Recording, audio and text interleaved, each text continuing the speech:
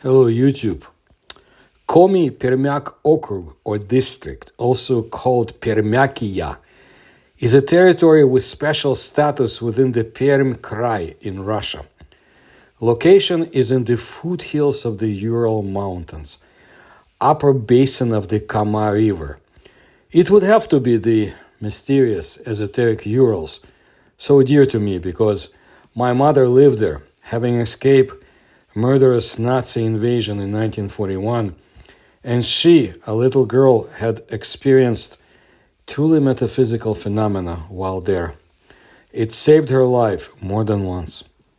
You can see more of my video about the Urals, from the powerful golden woman deity to the subterranean dwellings of the Chut tribe, to the Dyatlov Pass tragedy, to the UFO cases unlike any other on this planet. And the esoteric mystical phenomena of the Urals is boundless. Let me tell you about one such phenomenon. About a stone that has a human face, a strange find in a forest village. And this unusual attraction is located in the Komi Permyak district. And reportedly, it can fulfill wishes. You see, the residents of the small forest village of Ust-Anova in the Kachevsky municipal district have an unusual attraction. Yes, it's a stone with a human face. And again, according to legends, it helps to fulfill desires. And not only residents of the Ust-Alnova come to this stone with their dreams and wishes, but also people from neighboring towns and villages. For many years, only the locals knew about it. And recently, they talked about the unique attraction of the Komi Permian village at a competition of experts in the hospitality industry. That's how it became known, basically. But it is known that the Komi Permyak or Permian district has always been famous for mysticism. And the fact that people living here are not strangers to communication with goblins, mermaids, souls of mountains, springs, trees, and plants. There are sacred places throughout the district that only locals know about. For them, these are places of power, where the line between the material and the spiritual is blurred, where streams of unexplored living energy are keenly felt, and perception is very high. The history of the appearance of the unusual stone with a human face goes back to ancient times. Nothing is known about who found it and who came up with the idea of worshipping that stone. The forest village of Ust-Alnova is small. People are mostly middle-aged who live there.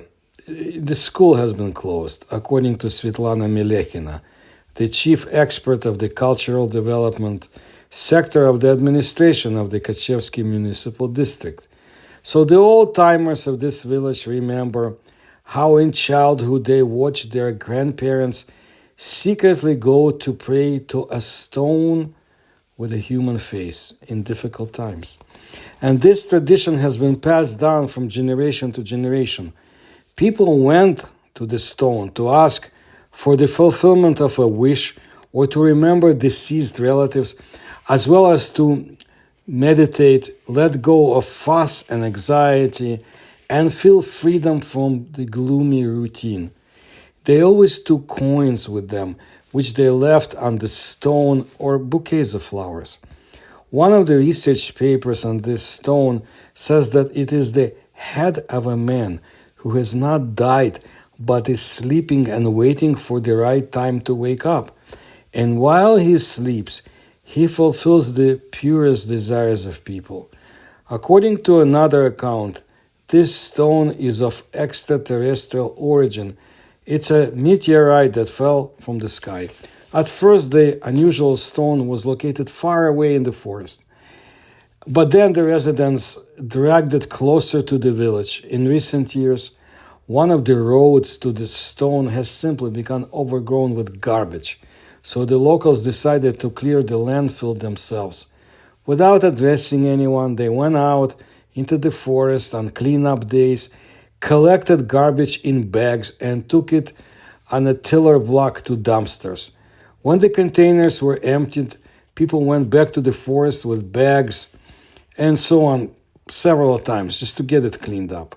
Now the shortest path to the unique stone that fulfills wishes has been cleared, and any bright, pure, and kind wish whispered there must be fulfilled, continued Svetlana Melekina. However, it is worth knowing that the place is still sacred for local residents, and they are unlikely to take an outsider there, fearing that he or she may not know local customs and behave the wrong way. The Komi Permiaks or Komi Permians are the indigenous population of the Kama region, one of the Finno-Ugric people of the Urals. The Finno-Ugrians also include Hungarians, Finns, Estonians, Karelians, the Udmurts, Mordvins, Hanti, Mansi, Mari, and so forth. From the ancestors of the Komo Permians came both the famous Permian animal style and the wooden gods. In ancient times, the territory was referred to in various sources as Perm the Great. Now the Komi Permians call their land Parma. In 1472, the territory of the Komi Permiak settlement, Perm Velikaya, or the Great Perm, became part of the Russian state. The Komi Permians called their ancestor Chud. I would translate it as curiosity or phenomenon. In ancient Russia, the Finno-Ugric tribes were so called, which include the Komi Permians, because they had a curious language to the Russians. So Chud is the root word. Legends about the Chud princes and heroes have been preserved, about Yuksa, Pox, Chadzi, and Bacha, and others. There are legends in the area about how the pagan Chud did not want to convert to Christianity and buried themselves alive. People dug large pits where they lived, on top of which there was a flooring on logs, and everyone, old men, children, women, men, went down into this pit and cut down the pillars. Old women still talk and bow to their supposed graves, commemorate the Vazhsya Eso, the ancients. It was difficult for the people under Stefan Permsky. They believed in their gods. Therefore, many people killed themselves and buried themselves in the ground, according to Saltanov, resident of the village of Chazava in the Kosinsky district. According to another account, the Chud went underground, that is, to the subterranean realms, fearing to lose their freedom, and now they live there. In the Permian hinterland, you can still hear stories about how strange voices, sobs, and moans come from under the ground. It's all the Chud, the locals will explain to you. Such legends have been around for centuries. It is believed that the Chud are the indigenous people of the Perm region who spoke their own language that no one understood. They were short like dwarfs and light-eyed.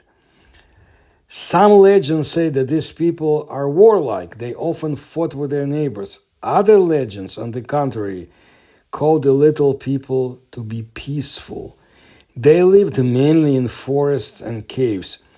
They were reputed to be skilled miners, which is why there is a belief Chud is fabulously rich. But no one has managed to verify this yet.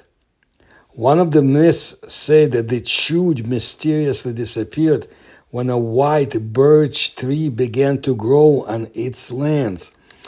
An ancient prediction said this: after this tree, white people will come with their king and establish new orders. I'm sure referring to the Russians.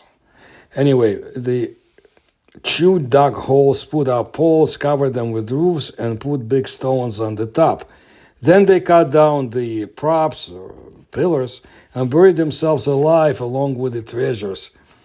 That's why from time to time barely audible voices can be heard from the underground, and no one has seen the Jews since then. The scientists have been trying for several centuries to find out what kind of mysterious people they are and whether they really existed. The earliest written sources are scribbled books of the 17th century. There are mentioned the huge settlements in the vicinity of the Kamskaya Salt and Kungur.